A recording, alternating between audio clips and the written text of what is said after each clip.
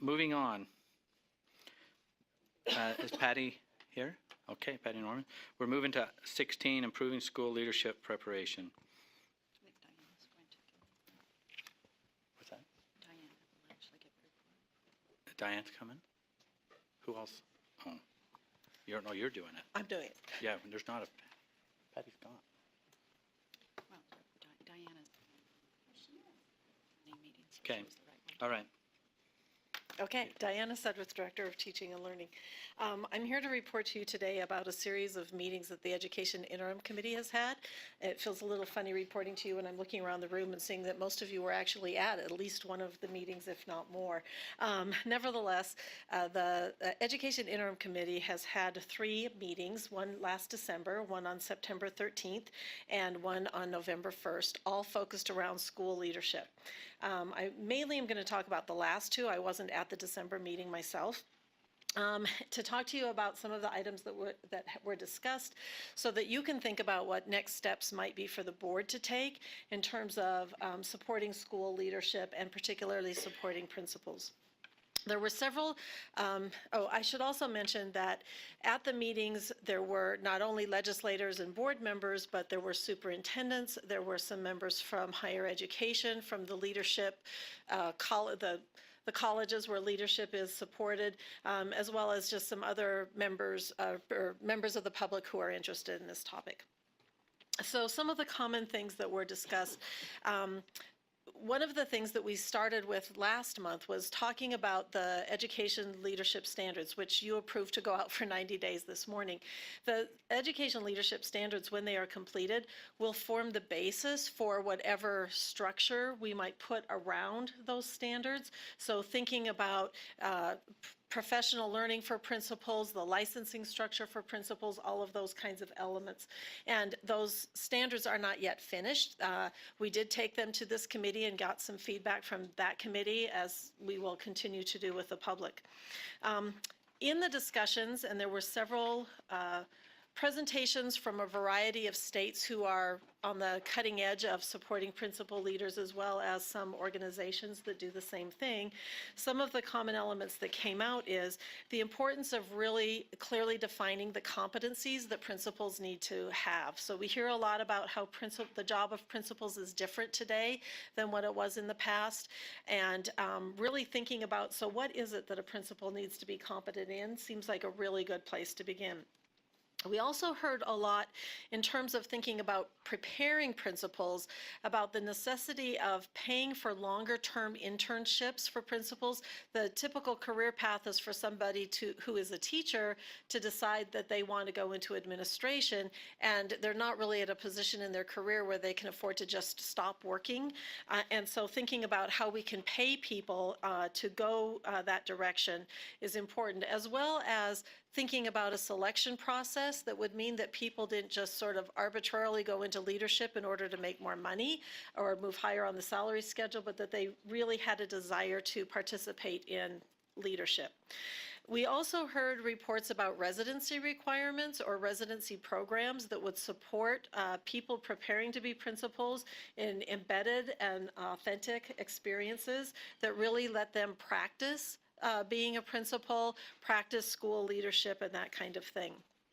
And then we also heard a lot about the importance of coaching and mentoring. So mentoring is typically handled for people at the beginning of their career. It might be 1 year to 3 years, where there's somebody who is more effective or has had experience who helps guide a new principal through.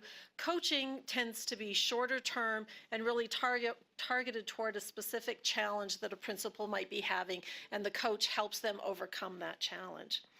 So some of the things that came out yesterday at the very end of the day that may require support from the legislature or some structures that you would provide are to think about a 1 to 3 year mentoring program for principals. This was far and away, in the little voting mechanism we used at the end of the day, the #1 interest of the people who were at the meeting.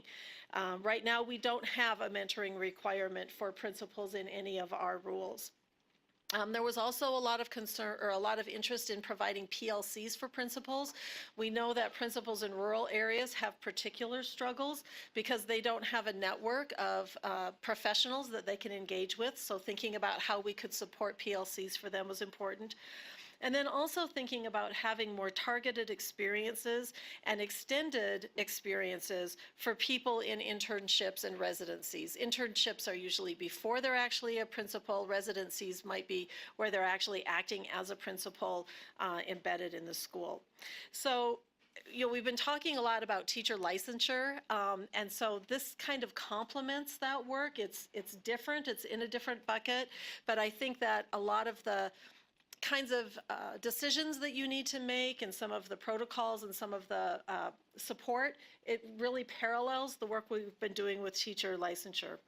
So we're at a point where I'm putting this all before you to start so that we can start to think about how we could have a comprehensive, systemic plan that would support principals that would be aligned with standards, that would include policy, that would include principal evaluation, that would include support for principals and all of the elements to really put some emphasis on this group of people that are so essential to student success and for whom we have not actually done very much. So there are some next steps to think about. We, of course, want to finish the teacher licensure because that provides the basic license structure that the administrative part would hang on to. We want to determine competencies that principals have to really get that list down. We'd want to determine what the components of an educator leadership license should be. We would want to create a timeline for change so that we don't just say, yeah, these are good ideas, but really move towards having some definite deadlines to do some things. Of course, as always, we would want to involve stakeholders in meaningful dialogue around what these changes should look like, including both dialogue about preparation and dialogue about how we would support principals today. Okay, thank you. Questions? Board Member Hanson? So it was a couple of years ago, Jennifer Johnson put together a group of principals. She kind of pulled them from all over the state, and we met down in Alpine School District just to let them collaborate together and have a meeting. And they were so excited. It was so exciting for them to be able to get together and share ideas and do all of that. And they kept saying, can we do this again? Can we do this again? And they said they used to have some kind of a principal leadership institute and that the state we ran that they haven't had for years and years. Are we talking about that again? Because that was something I had never seen those principals so excited to get together and collaborate and share ideas. And So certainly that, oh, sorry. Go ahead. That would be one of the ideas that we could put out there. What we would want is some kind of a group that would start to study this, that would really think about academies, residencies, internships, all of the different kinds of supports that would be. I think a lot of what you saw in terms of that interest and excitement is really reflective of the fact that we haven't been supporting this group of people very well. Other Vice Chair Brittany Cummins? I would like to make a motion if that's okay this time. Okay. Okay, I'd like to move that we organize a work group that includes at least the following: 2 board members, staff, USHE, education administrators for preparation programs and LEAs, that we call this the School Leadership Working Group to do the following: analyze current efforts and programs that are improving school leadership.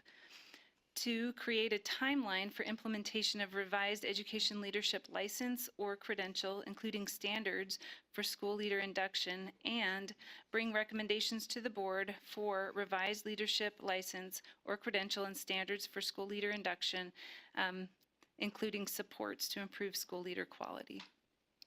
Okay, we have a motion. Do we have a second? A second. Discussion? Board Member Lisa Cummins. So one thing that I haven't heard and I'm concerned about is the managerial portion of what a principal does in managing the funds and the programs that come into their particular school. with performance-based audits and everything, I would hope that a principal knows how to do that, knows how to, knows what programs are working in his school. Why are they not working? What money, is being used and how is it being used? And when we think about performance and what we're passing down through the legislature or extra programs coming down from the state, what does that look like on the ground, and how can they give us feedback up here? Has that been talked about at all? Incorporating that in that leadership type of criteria. Do you want to speak to the question, please, Diana? So there is an element in the standards that is about the managerial aspects, and so I'd encourage you to look at the draft of the standards that you have in board docs and see if that is meeting what you're talking about, or if that needs to be more robust, and give us feedback on that. Other comments? I just might want to speak to this one. Another one I'd like to speak to. I'd like to thank Vice Chair Brittany Cummings to have a very well-written motion. I'm not going to repeat it. I'm going to ask her to repeat it. It was very well put together. A concern that I have as we're moving forward on this is the accountability piece of a principal is not on us.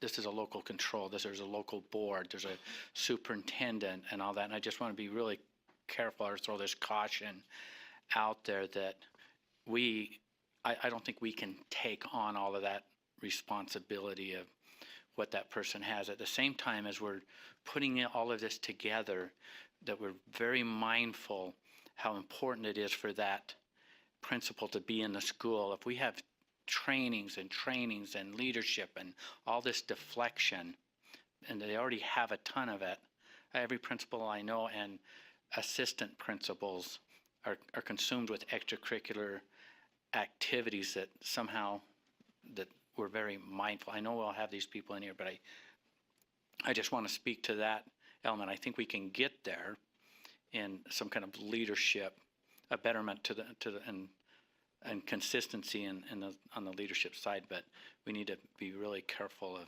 how much we pull them away to make them the superstars.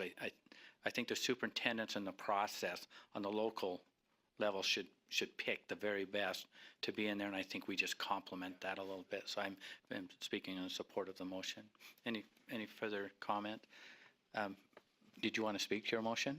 Yes, please. Okay. Vice Chair Brittany Cummings.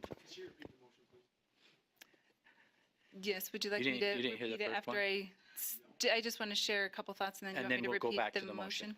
motion? Okay. And I just want to say that I agree entirely, and much of this conversation and that we had in discussion over these last 3 meetings was, what is the state's role and what is an LEA's role in this? And so this motion is basically that beginning process of discovering what is appropriate at the level, and the emphasis of this is on school leadership preparation, right? And so those who are aspiring to become a principal, not necessarily a current principal and additional training, but it's how do we ensure that those who want to become a good principal have adequate preparation and they know what it is that it means to be. So we talked about the standards. What is a school leader? And we set those standards. We talk about aligning preparation programs to those standards. And so it's just that overarching systemic look at what it means to be a leader in a school. So we're not trying to, this isn't just a move to provide more professional development to all principals. It's not that direction. So, Board Member Lear, and then we'll get to the motion. And oh, I'm sorry, Scott, did you have more to say? I just, maybe I misunderstood in listening. I understood that might be part of, that could be a possible recommendation. Is that true, that there could be that would be a part of the discussion? Is, would more training be advantageous? Would it be helpful? What kind of training would be helpful? Is that, though it might not be the prime directive, is that also a possibility? Okay. Do you want to speak to that, Superintendent? Yeah, I thought the discussion yesterday at the meeting was great because it kind of covered this continuum of the principalship. And the emphasis, however, was really on thinking about mentoring, for example. right now, we don't even require mentoring of principals. It rarely happens. And a proposal was made by someone, or an idea, that what if we thought about mentoring of those who are thinking about getting into the profession, and then as they enter their program and as they're coming out of the program, and then the first 3 years in the field, like we don't think about school leadership in an ecosystem. So you have to have part of that ecosystem of thinking about how do we support principals in the field, but it's not our role to take the place of the LEA.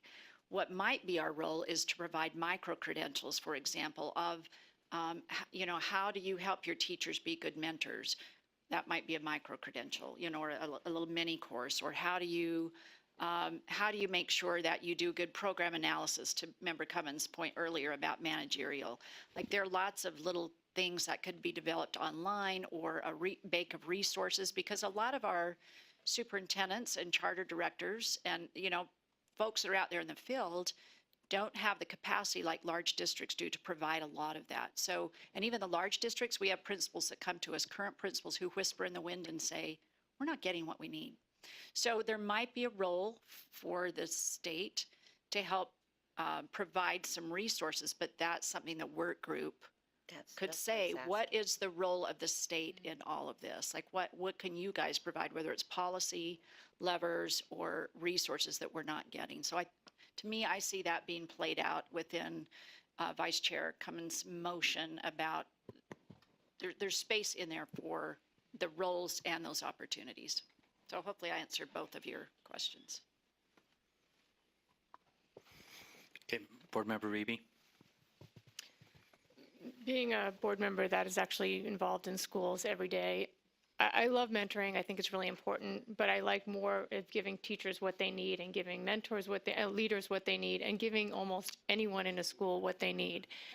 Unfortunately, we always blanket everybody into the same cluster, and we give everybody the same mentoring program. And I want rock stars to be given rock star status, and giving mentor at being better at rock star status. I want the person that's struggling to be built up and to be held up and to be propped up till they can walk on their own. I get a little nervous when I hear that we're going to create this mentoring program. I want it differentiated. I want it individualized. I want it to be support. And so I just really want to reiterate that I'm all for mentoring, I'm all for helping, but I want it to be differentiated, individualized, and I want it to be not a blanket, because I feel like I've sat in so many in-services and mentoring programs and things that are supposed to make me better, and I'm like, are you kidding me? I'm sitting next to a first-year teacher, next to a third-year teacher, next to a tech specialist, next to a technophobe. This is not helping anyone. We're just wasting our money when we do these things. So please, I just have to say that. Thank you. Okay, we have a motion. We have a motion on the table. We'll repeat the motion. We'll ask Vice Chair Brittany Cummings to repeat the motion. It was to move that we organize a school leadership working group that would include at least two board members, USHE, Education Administrative Preparation Programs, and LEAs. And they would do the following. Number one, analyze current efforts and programs to improve school leadership. 2, create a timeline for implementation of revised education leadership license or credential, including standards for school leader induction, and bring recommendations to the board for the revised leadership license or credential and standards for school leader induction, including supports to improve school leader quality. Okay. Board Member Hanson.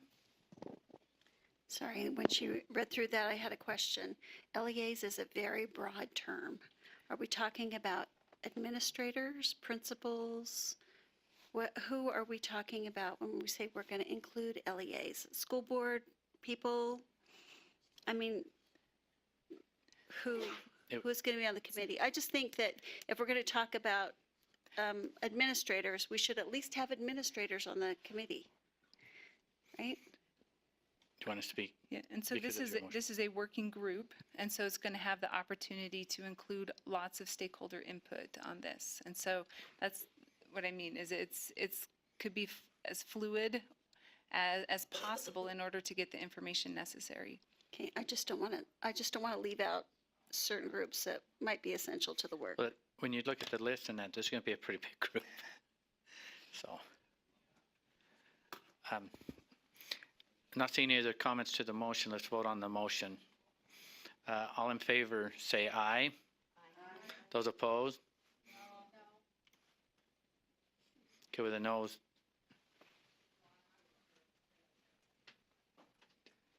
Well, let's go with the ayes first. Let's go ayes. So I just got to get to the 1, 2, 3, 4, 5, 6, 7, 8. Okay.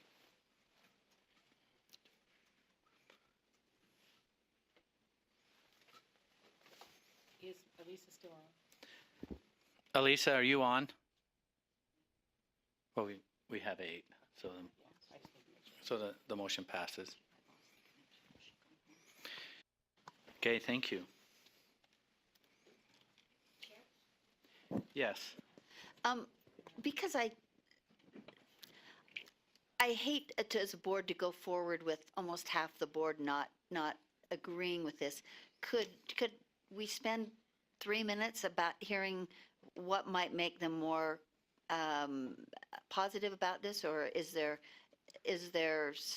just generally, no, I don't like this, or I just feel like we've got half the board that doesn't agree with this, and this could Well- be a really big resource sucker. We passed the motion, and so it moves, and it should have support of the whole board going on. I don't think if we have more dialogue that it's going to change, it won't change the outcome of it. We can certainly have some side conversations and learn Okay. more about their That's fine. their Thanks. concerns moving forward. And if they have concerns, maybe And put those forward to. yeah, and we can city. put those concerns forward as this is so it's just because it's a good. Thank you. All right. Okay. All right.